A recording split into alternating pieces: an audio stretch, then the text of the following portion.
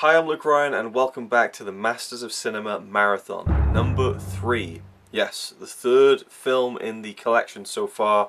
It is Tokyo Sonata. Tokyo Sonata. Suddenly the word sonata seems like such a foreign word. It's like when you focus on a word for too long it starts becoming not really a word but just a collection of letters, and then you start looking at letters and thinking that's weird. An S looks weird. Anyway, Tokyo Sonata, directed by Kiyoshi Kurosawa. Yes, no relation to the great Akira Kurosawa, but nonetheless a Japanese filmmaker, a Japanese film, the first Japanese film in the collection, and it was released in 2008. So it's a fairly recent film, much like the last one we covered, Mad Detective, in number 2. But this time we're in a different Asian country, Japan. And as the title suggests, it does take place in Tokyo. And I really got something out of this film. So let's talk about it, and as always, before we get into the Blu-ray and all the special features, let's first talk about the film. So the film Tokyo Sonata is kind of a family drama, although the director would probably argue that it's not meant to be a family drama per se, but it focuses on 4 characters. Now, I don't want to end up mixing myself up, not getting pronunciations right, that kind of thing, so I'm not going to look up the names. You know, I watched this a couple of weeks ago. I can't remember the names of the characters mostly, and then the actors themselves. So all I'll do is say that there are very simply 4 characters in the main family of the film who live in Tokyo in present day. We have what we'll call them the mother, the father, the son, and the young son. The youngest son, we'll call him. And in many ways, the youngest son almost feels like the main character. We see him there on the cover, sitting behind a piano. And the film kind of charts the troubles that this family has.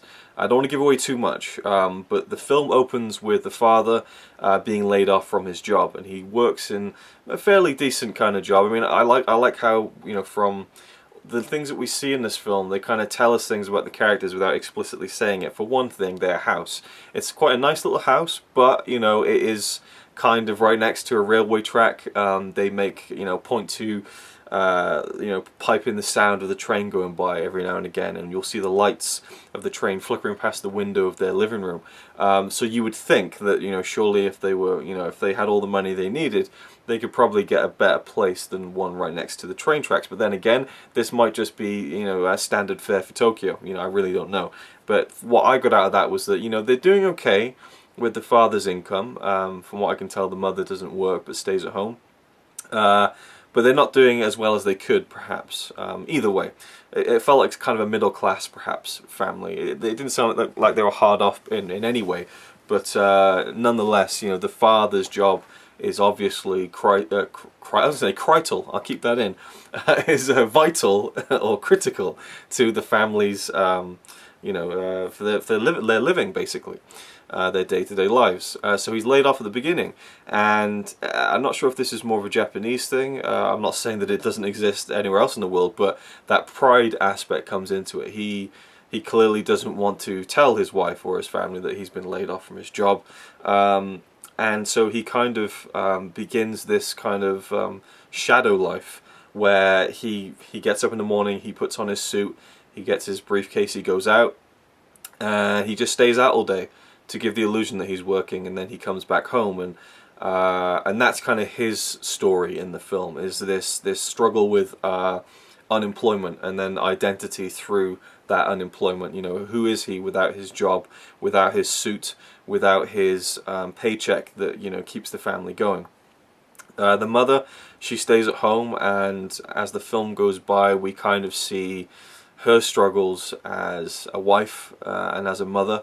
And I thought the actress who played her was fantastic. A really great job. There's a moment where she's lying in the sofa of the living room, and the husband is the father. He's in the kitchen, which is quite close to the living room, and she kind of she pulls her hands up. She's kind of lying back on the sofa, and she pulls her hands up like that towards the ceiling, and she says, "Pull me up, pull me up so we can go to bed."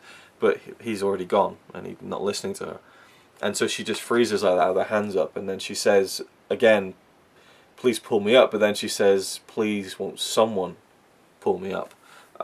Which is a fantastic little moment there for the character, where she actually finally vocalizes the struggle that she's going through, and it was a very just a great way to show it, I think, and I really enjoyed that. We have the youngest son, who has a bit of trouble at the beginning in school. He kind of gets in trouble with something he didn't do, and so he has a bit of a kind of an interesting relationship with his teacher. Like, his teacher now hates him, because basically the kids in the class were passing around this dirty magazine, or this big thick manga porn thingy, and it just so happened to fall into his hands when the teacher found it, and the kid was like, "But it wasn't me, it was handed to me," and the teacher said, "I don't care, you're the one who's going to get punished." And so the boy's like, "Well, I saw you on a train recently reading a porn magazine, so what have you got to say for yourself?" And the teacher's got nothing to say for it, and the kids in the class, they start to try and make it a revolution, and like, let's call him Mr. Eroto and all this, and they rebel against the teacher. And so the teacher hates this kid, and even says in this one scene, it's like, "Look, let's just forget it, but let's not acknowledge each other, because I just it's really interesting." But it made me think, where is this going with the kid? It didn't seem to actually pan out very well with the teacher storyline, but it kind of gave him something to be kind of struggling with, I suppose, is not a good life at school. And he's walking home one day, and he notices a piano teacher giving a girl lessons, and that, like, the door's open, he can see inside and see the piano and everything, and he suddenly gets a spark of inspiration. So he goes home and says to his mum and dad, "Can I learn the piano?" And the father says, "Absolutely not, not a chance in hell." He stifles his son's creative urges and says, "It's just a fad. I'm not going to let you enable yourself with this. It's, you're just going to pass." The mother thinks differently, but what are they going to do?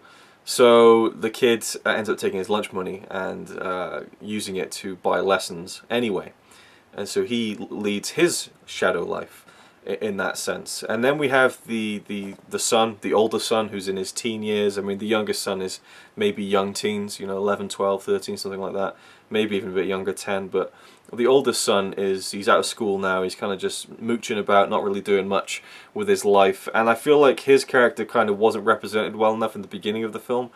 We get a nice scene with him and his friend. They're handing out flyers in the city, and they can't even get people to pick up these flyers, so they're failing at this little small job that they've got. And they have a nice scene where they sit down on a bridge and just kind of talk about things. But he decides he's going to go off and join the American Army. And that causes a lot of tension in the family as well, but he feels like that's something that he should do, and that plays into the film as well. So I definitely think the oldest son has the least to do in the film, but ultimately by the end of the film and everything that happens throughout the entirety of the film, I did like his character and where it went and what it said. But really, it's the other three that are the kind of the main three characters, I feel, even though it's very much about the family dynamic, and the oldest son is definitely a part of that. It's really those three. And it goes to some interesting places. I don't want to say anything more than that. The kind of the dissolution of the family, the arguments, and how everything boils up to the forefront. The truth comes out eventually, as it always does in these kinds of stories. And it leads to some dramatic places, some real dramatic places that really knocked me for six at times. I was like, holy shit, where did that come from? And I was surprised, I was shocked, I was gripped. There's a part in the film in the third act which is a complete departure. Like, it just out of nowhere. Like, I was just telling you, there were moments that knocked me for six. This one was more of an entire section of the film that kind of had me scratching my head, like, where did this come from? And I really wasn't sure what to think of it. And for me, ultimately, it took away from the film. Now, having watched all the special features and read the booklet and things like that, I've had time to reflect on it. And the more I think about it, the more I like it. I mean, I saw what it was trying to do. It just really surprised me and didn't seem to fit with the tone of the rest of the film. And there's also a part in it which takes place in a car. And I'll say this very superficially, it didn't look very good. To me, it looked green screened. in the special features, we find out that it was actually done with rear projection and stuff like that, which I prefer. I like that they did it that way, but still, it just felt so artificial when the film itself felt so unartificial. It felt real. And then you have this scene in a car, which is supposed to be such a tense moment and a turning point in one of the characters' lives, I suppose, in a way, in the way that they handle that situation in the car. And all I could see was the bad, rear screen thing. And also, the character was doing the typical thing of going like this with the steering wheel when the car is going straight. And then, like, even the quality of the footage behind them was like tilting and stuff. It didn't look real. It could have worked, I think, if it had been executed better. But there's something about that I have to say bothered me. But I loved the film. I absolutely loved it. It's almost kind of a masterpiece, and I'm starting to hate using that word now. I think it gets bandied around too much by me as well. I'll hold my hand up, But then again, I am branching out and watching these films that I know have been said by many is a masterpiece, and so maybe it's just I'm just getting very lucky with my film choices. But it definitely feels like one of those films that is just like a seminal piece of work from a director. But again, I've not seen anything from Kurosawa before, Kiyoshi Kurosawa. But if this is anything to go by, I would love to see his other films. I know he has a new film that just came out recently that Master Cinema will be releasing this summer, Journey to the Shore, so I'm looking forward to that very much because I really like this. Though apparently this is a departure from his usual films. He did horror films mainly before this. Others have said that, while he did do horror films, he's never really pigeonholed himself to be that horror director, and that perhaps the elements in this film are almost as terrifying as the horror films. Again, I can't really speak to that. I thought the acting was phenomenal. The young boy was very good. The father was phenomenal. I thought his acting was incredible, and especially the mother as well. I think she was the main show stealer in the film. Even the older son was very good, and there are some supporting characters along the way who were very good. There is one actor who comes into it in the third act, in that part I was telling you about, that kind of it felt like out of nowhere. He was mostly great, but at the beginning he seemed a bit over the top and not believable. But either way, yeah, I haven't really decided how to rate this film, to be honest. But I think for now I'm going to settle for a 9.5 out of 10. Like I say, it's almost a masterpiece for me. There's just a few little niggling things here and there that I didn't like so much, I suppose. But they're so minor, I could almost give this film a 10. And as I've said in other videos, if you're new to my videos or anything like that, for me, I will give a film a 10 out of 10 if I enjoy it to the maximum. I don't really look at it too critically, I go pretty, if I loved everything about that film, even if it's not a quote-unquote great film, I still give it a 10. Last Action Hero, an Arnold Schwarzenegger film. Is it a great film? No, but I give it a 10 out of 10 because I enjoy every single second of it. So my taste and my ratings aren't really something to go by, I suppose. But I do have something where I will say that something is an 11 out of 10. And that to me is when I will say, yeah, that is like a proper masterpiece, like an almost perfect film. A perfect film doesn't exist, but an almost perfect film does.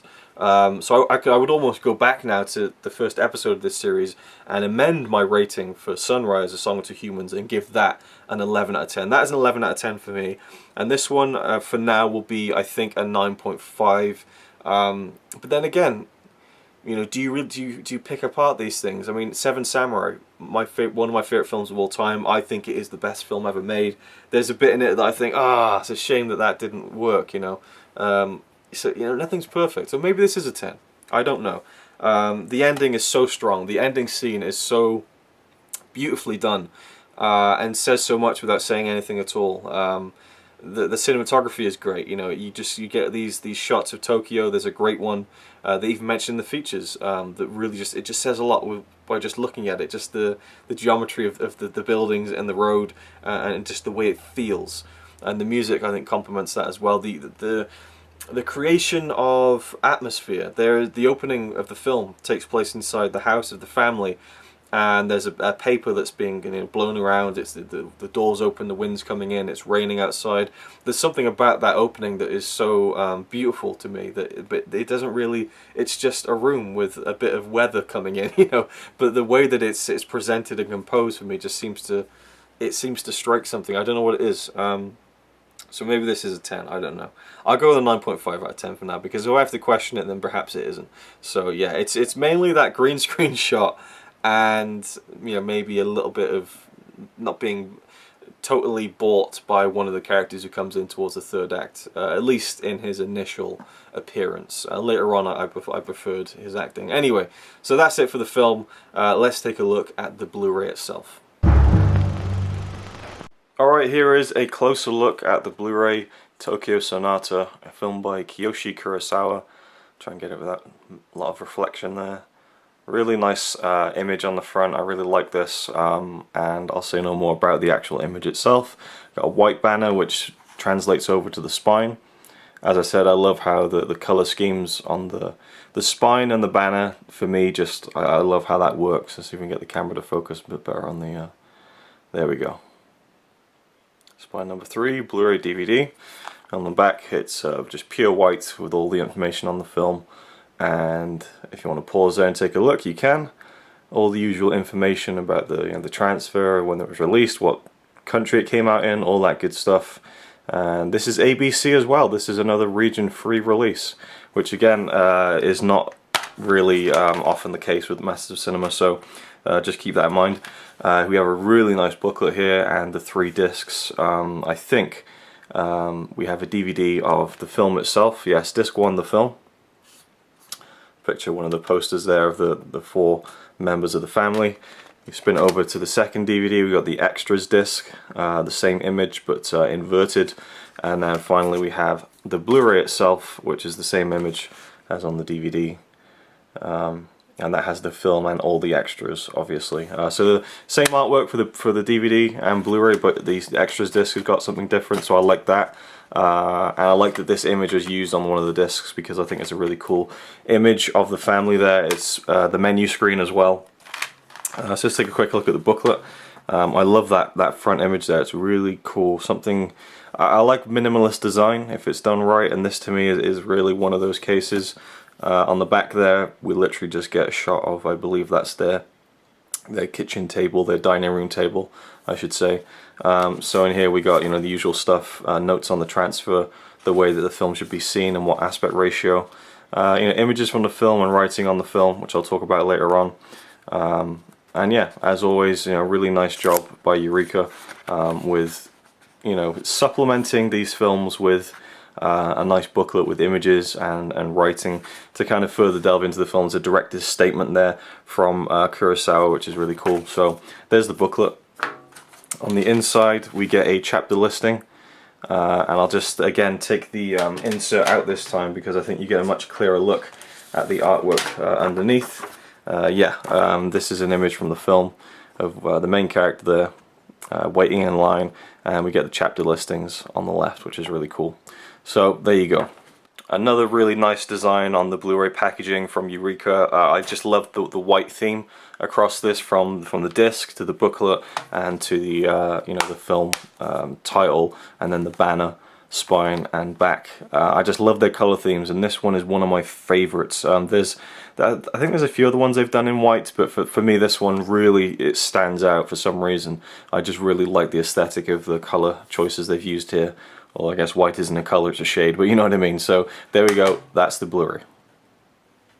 So there you go, you've had a look at the Blu-ray, the case and everything like that. Now let's talk about the special features.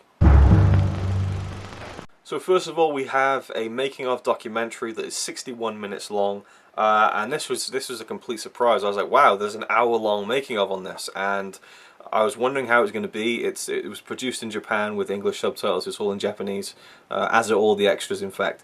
And I loved it. I seriously loved it. It like had everything I could have ever wanted from a making of this film, and I really wish other people would kind of take note of that. It's different than other making ofs in a way. For me, I mean, it's not completely radically different, but just it's very simple and to the point. You'll have these title cards that say, like, the character and the person who plays it, and you get to hear from the actor what they think about their character. Then you'll get maybe the director and then this character, and you'll get to hear the director talk about that character and the actor, and that actor talk about their character and the director and how their relationship works. So it pairs things off. You know, okay, tell me about your character. Now tell me about your character as seen through the director and the way that you worked with him and all that kind of stuff. I loved that.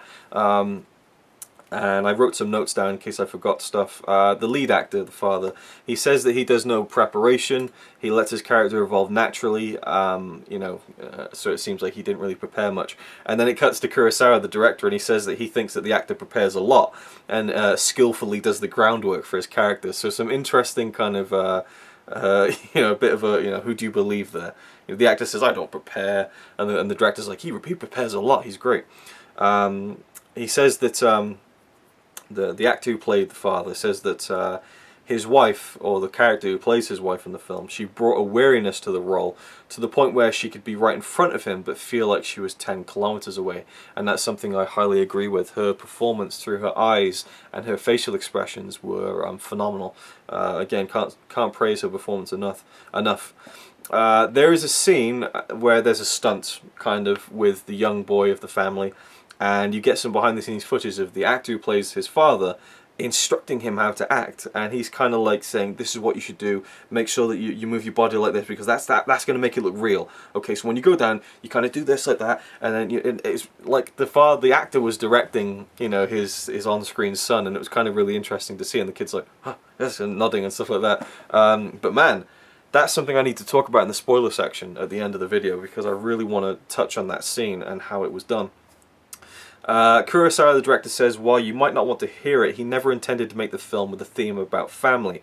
It just happened that way as he made a film outside of his normal genre of horror, and he alludes to it being a very natural process into becoming the film it did, centering on a family being based in Tokyo. Now, the first 50 minutes of the documentary are great, they really are.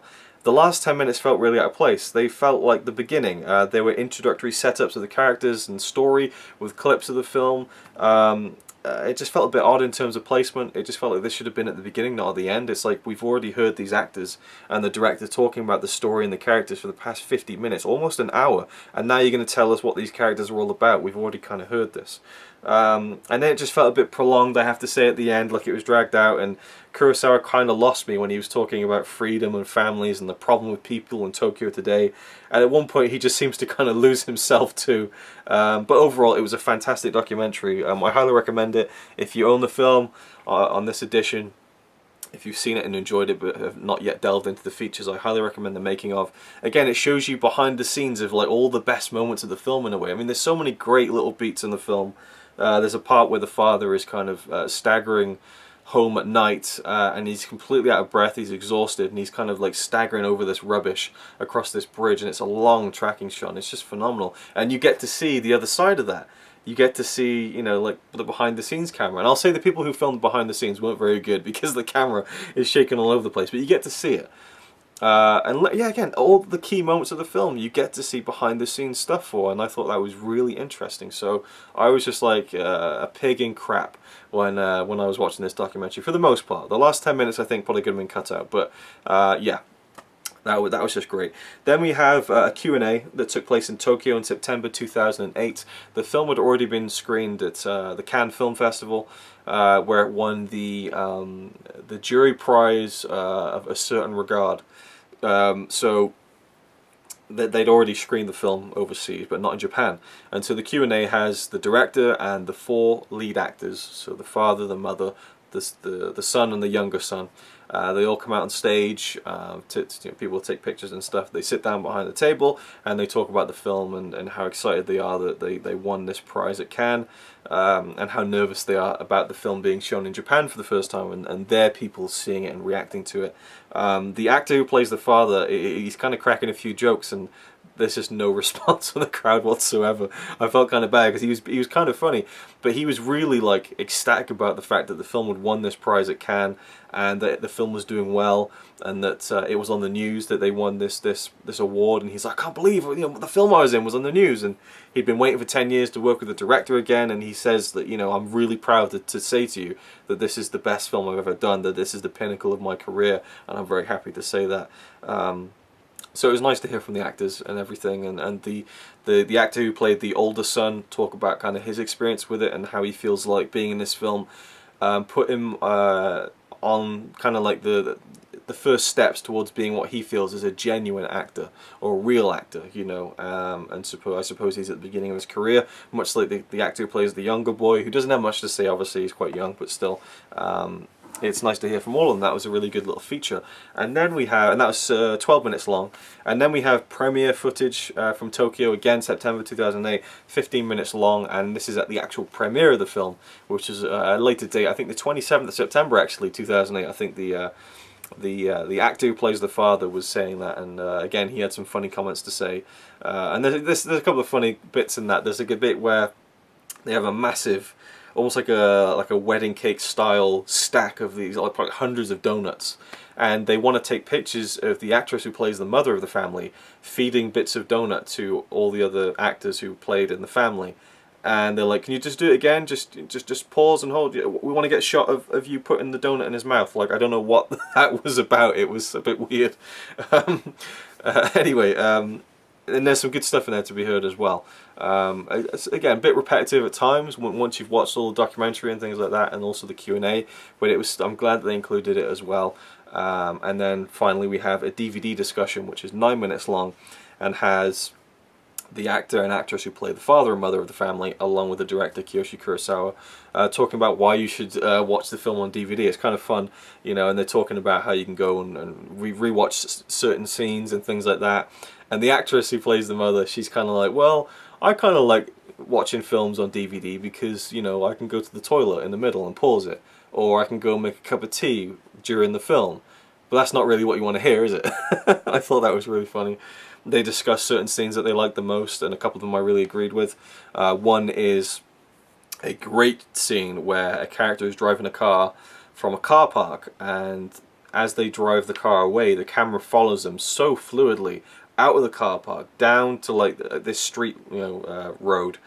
They stop, these two characters interact with each other, and then they start driving again, and it just fluidly follows them again. And I think that they mentioned in the DVD discussion that was done in one take, which is really impressive because it was a great shot, and there's just something so pleasing about watching it, and it was one of the best parts of the film, I thought. So I was glad they brought that up. And Kurosawa, the director, was saying one of his favourite scenes is that there's a scene where the family sit down to have dinner, and it's very tense, where the father kind of gets a beer out of the fridge and sits down and pours the beer very slowly and takes a drink, and they're all waiting for him to say, let's eat. And so you have all these different characters, you know, the mother, the older son, the younger son, and the way that they're reacting to how their father is kind of prolonging the beginning of the meal. And it is definitely a great scene, and you can definitely, like the director said, you can watch it again and again, and maybe look at her one time and then look at someone else the other time, and you can get more out of the film. I think he even said that, you know, the first time that, you know, you watch the film, you enjoy the story and the characters. Maybe the second time you look at the locations more and things like that. So they're talking about rewatchability and also trying to sell the film, I suppose. And so it was a fun little feature with, you know, they weren't taking it too seriously. At least the actors weren't. So, and then we have a HD trailer, and it's the UK theatrical trailer, 3 minutes long. It's the only special feature on the disc that is in high definition. The rest are in standard definition, unfortunately. But it didn't really matter much. And the trailer was not good. Sorry, I mean I'm pretty sure Eureka produced it as well, but it just kind of it didn't feel like a trailer. I suppose that's something. They did try to do something different with it, but it spoils two big, like, holy shit moments of the film, and I'm so glad I didn't watch the trailer, because they're two moments that came out of nowhere and really affected my viewing. And kind of gripped me, you know, because they came out of nowhere and they were so dramatic, and they're both in the trailer.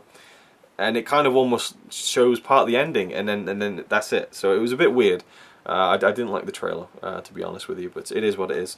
And then we have the booklet, which is a 28-page color booklet. Of course, it's in color. I love it. Again, I showed it briefly in the. I love this front image, as I showed earlier. And it's only comprised of the cast. You know, the cast listing on the left there. A director's statement from Kurosawa, which is really good, but the rest of it is an essay called "Open Parentheses on Kurosawa Kiyoshi." Obviously, in Japan, the way that we say names it's flipped the other way around, so it would be Kurosawa Kiyoshi, by B. Kite, and this was written in 2009. And it says here at the back that B. Kite is Let's see, let's find. He's a writer and filmmaker living in Brooklyn. So the whole majority of this is all of his essay, you know, with pictures, but mainly just all text. Didn't like it, wasn't a fan of it. It kind of delves more into Kurosawa's filmography as a whole, which is fine, but it spoils like loads of different films that he's made, and like I've kind of felt myself kind of skipping ahead a little, because I was like, oh, I don't want to. What if I want to watch these films? I haven't seen them. You know, it didn't feel very user friendly to as an introductory piece. And also, once it gets to the film itself, it's just the kind of writing I'm not really a fan of, to be honest with you. Very much big words and trying to make a metaphor out of everything, which didn't really hold much water to me. You know, maybe I just didn't understand it, but you know, I have read a lot of the stuff in the booklets of these films that have been, you know, well written with big words, but in ways that I can understand. I couldn't really understand much of this, to be completely honest with you, and it just was a bit of a drag. So I got to be honest and call a spade, at least from my perspective of it. It's all subjective, of course, but I just didn't get too much out of it. But I will say, his or her, I don't know, it's not addressed if it's a female or male, their take on the third act of the film and my problems with it, actually, I have to give him credit, made me rethink a few things about it and what it meant and why it was there. And so for that much, you know, I'm glad that it was included. But I mean, it's always going to be hit and miss, you know. So many people have so many different ideas about film and any form of art and the way they interpret it, and so for them to kind of, you know, put forward 25 pages of what they feel about a film, and then, you know, it gets included in Blu-ray release like this, I think is a good thing. You know, I didn't like it, someone else might. You might get a lot out of what they're saying in this booklet, and that's fine. And I'm glad that it's included, even if I didn't really like it that much. So that's the special features. And now, let's go on to the final thoughts. So, Tokyo Sonata, yeah, I'm going to stick with a 9.5 out of 10 for this. I absolutely loved it. I thought it was fantastic, and I would highly recommend you pick it up and check it out if you haven't already. If you have, please leave a comment down below. Let me know what you thought about this film, anything and everything about it, whether it's about Kurosawa and his other films, anything. I'd love to hear your thoughts. Now, we're going to get into some spoiler talk. So before we do that, I think what I'm going to do from now on, again, I'm still feeling out how I'm going to present this series, but I will now give you my ratings on everything. So the film is a 9.5 out of 10. The Blu-ray looked very good. There was a couple of scenes where the transfer to me, there was a bit of, I don't know, there was something on the screen that didn't look very good, and it was scenes where they'd shot at the beach at night where the lighting wasn't great. I don't know whether it was from the source or whatever. So for me, the Blu-ray and the audio was fine. I mean, I'm never really going to judge the audio unless it's terrible. So when I'm judging the Blu-ray presentation, I'm just mainly going off the video. So for me, the Blu-ray itself gets a 9 out of 10. It looked great. Just a few little bits that kind of threw my eye off a little bit. Otherwise, I really thought it looked great. The special features, 9 out of 10. It was mainly just the trailer that was like, and then the last 10 minutes of the documentary. But really, this is, well, I mean, again, I've only watched all the features on a few of these now, but this is really one of the best ones. I really loved the feature-length documentary. Well, not feature-length, but, you know, hour-long. It's a long documentary about the making of the film, and it was fantastic. So 9 out of 10 for the extras. And so overall, I guess you have to kind of average it out at a 9 out of 10. Top release. Really great film, and I'm sure on repeat viewings I might enjoy it even more. If you remember the Mad Detective in the last episode of this series, the second time I watched it I enjoyed it even more and bumped my score up. So this could happen. This could be a 10 in the future, and I think if I watch it again and enjoy everything, it's really the last scene that's going to tip it over the edge for me.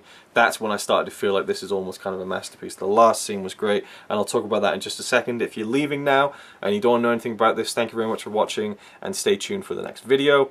Otherwise, let's get into some spoilers. Alright, so the first thing I want to talk about is the scene where everything's blowing up and the father gets really mad at the youngest son and clouts him around the head. He proper smacks him across the head. And the young actor mentions during the premiere that he didn't know that the actor playing his dad was going to actually hit him, and he proper slaps the shit out of the back of his head. Like in the behind the scenes, you see him like holding his head afterwards, and they're like putting ice on it and stuff, and it just really came out of nowhere, and I thought it might have been some kind of like gentleman's agreement where it's like, you know, right, just hit me, you know, just hit me, you know, let's do it for the film. But no, the actor just thought, I'm gonna hit this kid, I'm gonna proper hit him. You know, he knows it's not coming, but I'm gonna hit him. And the actor even says that he was so surprised that he kind of smirked a little bit, and that you do see that in the film, and I thought that was really realistic, because that's kind of what sometimes happens when you get in that real intense situation. You try and laugh just to kind of break it up or something, and I really thought that was great, but it turns out it's because it was literally born out of a real situation. And then the father and the son go struggling upstairs, and suddenly we cut to this shot where we see the stairs with the mother in the background, really beautifully framed shot so you can see everything, and the kid flies down the stairs, dum dum dum dum dum, hits the ground, and I'm just like, holy shit. I rewound it a few times and I was like, that doesn't look like a dwarf stuntman, that looks like the actor who played the kid, and it was him. And I'm like, holy shit, like, do they not care about like safety for actors? But it turns out what they did is an ingenious little thing, because they're wooden stairs so you can see through them. You know, like a stair there, you can see in between the gap. They put a plexiglass see-through, you know, like sheet, so that he could literally just slide down it. And then they had wires attached to his leg to make sure that, you know, there would be some give when he slides down to the floor. And when I said earlier that, you know, the actor who plays the father was like, you know, you got to do this. He's like, you got to shake your arms like and act like you're bumping down the steps. And I tell you what, it looks incredible. It really does. Maybe now that I know the trick and I watch it, the seams will show. But when I first watched it and rewound it a few times, it looked brutal, and I was like, man, how did they do that? And that's how they did it. Another thing is the end of the film, where we have the beautiful performance of this classical piece, which is just such a great ending to the film, where the mother and father come to sit down to watch their son, who has rebelled against at least the father in terms of learning about the piano, and you know, they say that he's a child prodigy and he's picking it up, you know, so well. They gave the actor, you know, he took lessons and everything, but he couldn't perform it, you know, perfectly. So what they did was they had a person who could perform it sit there and play it, and then they took the two shots and they like morphed them together. And the hands were kind of stitched on, you know, and seeing like the way they did it, I was like, wow, I'd never noticed that. I honestly believed it. I believed that this actor was some piano genius that they'd found and said, let's try and get him to act in the film because he can pull off this final scene, which is going to be so emotional and impactful on the overall story, and it was.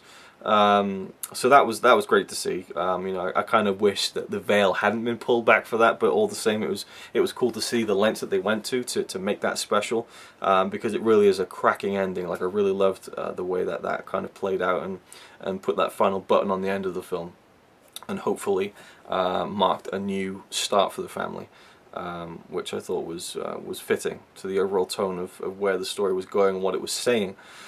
There is the father's friend who he meets when he's unemployed, and they just sit around and go to libraries and things, and he's in the same position. He's been unemployed for 3 months, and shows him all the tricks of the trade. Like, you know, I have my phone, you know, go off every 15 minutes. No one's on the other end, but I pretend that I'm talking to someone.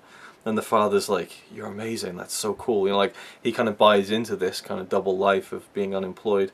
His wife later sees him and kind of confronts him about it later on, and that obviously that was going to come out. And his friend, he gets invited over to his friend for dinner, and his wife doesn't know that he's unemployed. It's the same situation as the main character, the father, and the father is kind of guilted into pretending that he works with his friend, even though he doesn't. And so you get to meet this guy's family, and then literally a few minutes later, we learn that he's killed himself and his wife, double suicide. Like, it just came out of nowhere, and I was so like, holy shit! Like, it really is like, this is how your situation can escalate, you know, perhaps potentially, and kind of a warning. And that's when he decides to actually go and just take any job he can get, because at first he won't take a job that's beneath him.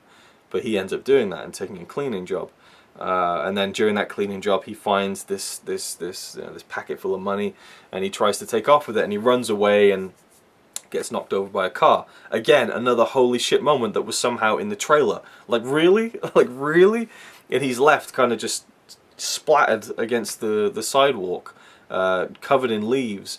And I actually at first thought that he was dead because it looked like there was a pool of blood. It happened to be a shadow, though. I went back and rewound it. I was like, oh. I thought he was dead, you know, the morning after, the leaves were just kind of blowing over him, and it just seemed like a very poetic death. But actually, he gets up and is reborn in a way, and I like that. I was glad that he survived because I wanted to see the family. I was invested in them enough that I wanted to see them succeed and get their act together again. The eldest son goes off to the army, you know, cuts his hair off and stuff, and there's a great scene where he comes home from a war, which happens to be a dream sequence that was very well done, I thought, and kind of spoke to the mother's fears about her son, and obviously the crumbling of her relationship with her husband, and you know, and that kind of thing. And lots of little great details in the film. Loads of little great details, like she goes and visits her eldest son's, well, visits, but she goes into her eldest son's bedroom and he's drawn a line across the floor. My space, you know. Loads of great little details to the film that I really, really liked. Like the father and the son. The younger son would sometimes cross paths at this particular junction of the street in Tokyo, and that kind of comes back later on, and is kind of called back. I love just seeing Tokyo in general, and then of course, as I mentioned earlier, the third act, the mother is at home and a thief breaks in and, you know, kidnaps her. Off they go, and she kind of takes control of the situation. He's threatening her with a knife, but she's the one who's like, you know, she kind of is driving the car, which is what I mentioned with the bad green screen and the great shot, the tracking shots when she's driving. So again, not only was this woman a great actress, she timed that driving scene perfectly. So they drive off to the beach and kind of have this moment, not so much together, but, you know, a shared experience of facing the future of their lives. Two people at very low ebbs. Arguably the thief is at a much lower one, but she is very much, there's a beautiful scene where she just lies on the beach as the sea washes over her, and it's almost like, you know, I don't know, maybe the sea is representing maybe an end to her life, and the beach is, you know, it felt like she was stuck in the middle there with, you know, where do I go in life? Do I just give in at this point? Everything has gone to shit so much.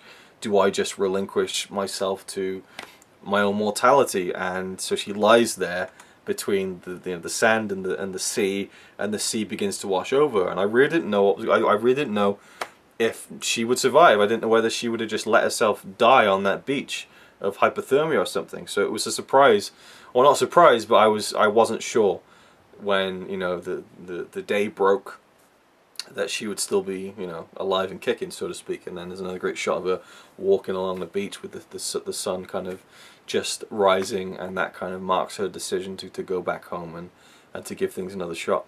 It's a wonderful film, and I just, yeah, I don't know, maybe it is a 10, maybe it is a 10, I do not know, but we'll stick with the 9.5, I've already said that now, I'm not going to go back and re-edit it, but just thinking about it now, I suppose, I loved it, I really loved it.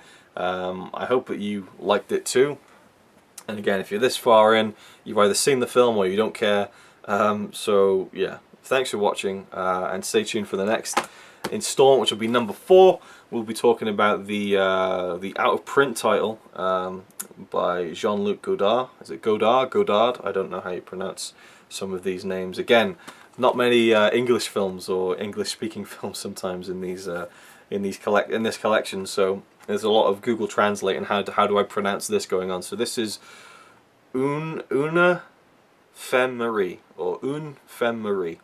A married woman, French film. So if you have this, which is highly unlikely because it is highly out of print and rare to find, again, James Merchant, if you're watching, thank you so much. He hooked me up with this one a while ago when I was looking for it. Yeah, but I'm sure you can find other ways of watching it if you really want to before the next video. And as always, yeah, thank you for watching. I'll see you in the next one.